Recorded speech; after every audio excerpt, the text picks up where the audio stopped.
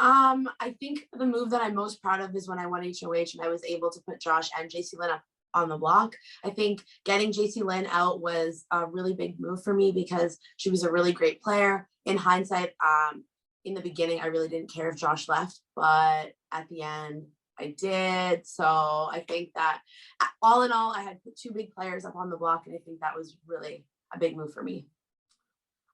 For me, the most difficult experience was just being away from home and my loved ones. It was just really challenging trying to like adjust to all these strangers in the beginning and not really knowing who to trust, what to do, if I could be myself or not. So I say that was probably the hardest part of the experience, especially in the beginning. I think week 6 was definitely the hardest week I've had in that house. I felt like I had my back against the wall. Marty was after me. I just wanted to self-evict. I was like, are you kidding me? This sucks. What am I going to do? And I literally found the fire within myself to be like, no, this man will not take me out. Kevin used the veto to save Josh. And I was just like, this game is absolutely nuts. I will rise above. And I think that was definitely the most pivotal time because I just was ready to play and I came hard. And it really started week 6. I think some takeaways from the game. That's a really good question. I'm a very trusting person. I think you saw on the show. I have a lot of trust in people. I think that was something that I held very high, a very high regard. And I think I had a lot of confidence going in the house. I think if I didn't really have any takeaways, I think that it just reinforced these values that I had. I don't really know what takeaways I have. I feel like I just got out of the house yesterday. So I'm like, I think being just a little bit more open, allowing people in a little bit more. I'm a little bit more of a closed off individual in my real life. Yeah, I don't know. I think that's what I have. And I'm sorry, I hope not the best answer. Just caught me off guard. Oh, no, it's okay. There's one more part Okay. of the question. Sorry, there's 2 parts. So the second part is there a former house guest that you look up to? Yeah, all day. Aika Wong is the queen. I look up to her. I wanted to play my game just like her. I actually love her. All day, every day on Team Aika.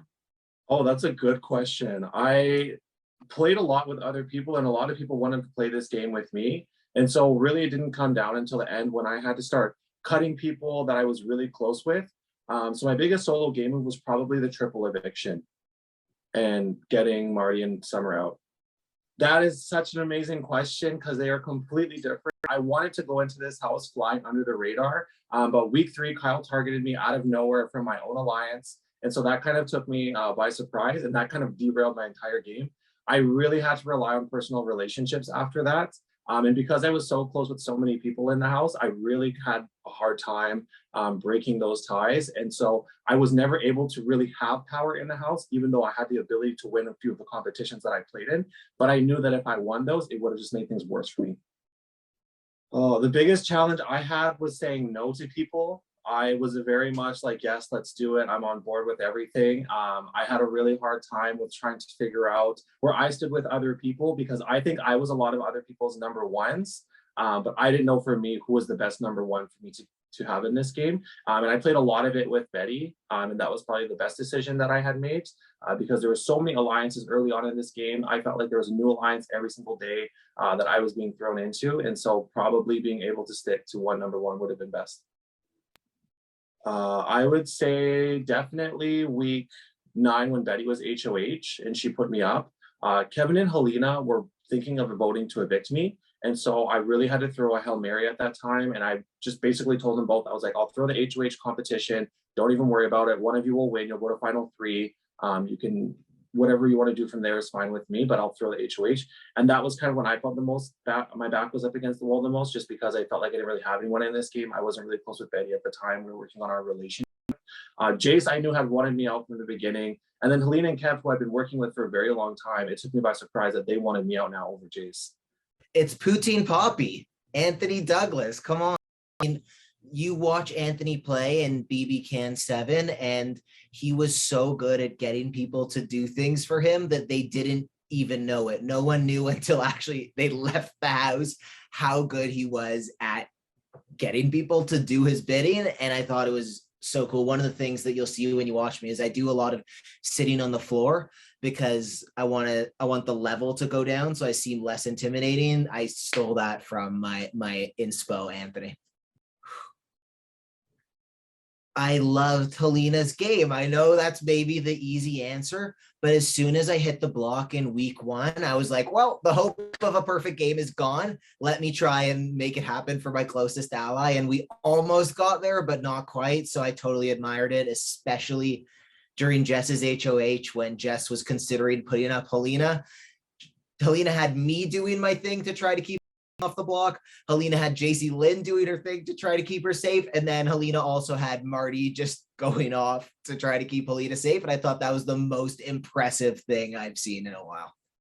So part of my strategy going in was I needed someone I could trust 100%, not just from a game perspective, because I also know how tough that house was going to be. And I had no idea. I underestimated it also. Helena and I had very similar values. Totally different backgrounds, but a lot of my Jewish heritage had similar like cultural alignment with her Punjabi and Sikh backgrounds. And I knew that off the bat that we both sort of came from maybe more traditional homes or families and also kind of did our own thing. And when I saw that, I was like, okay, whatever happens with our personalities, it doesn't matter.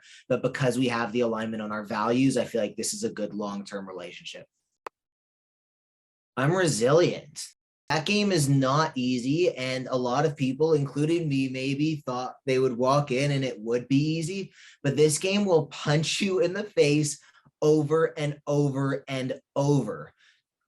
Over time in the game, I was able to start learning that resilience and that I had that resilience with things like the HOH part 1. It involved balance. I looked at that, and maybe a few weeks earlier in the season, I would have said Josh and Betty are winning this.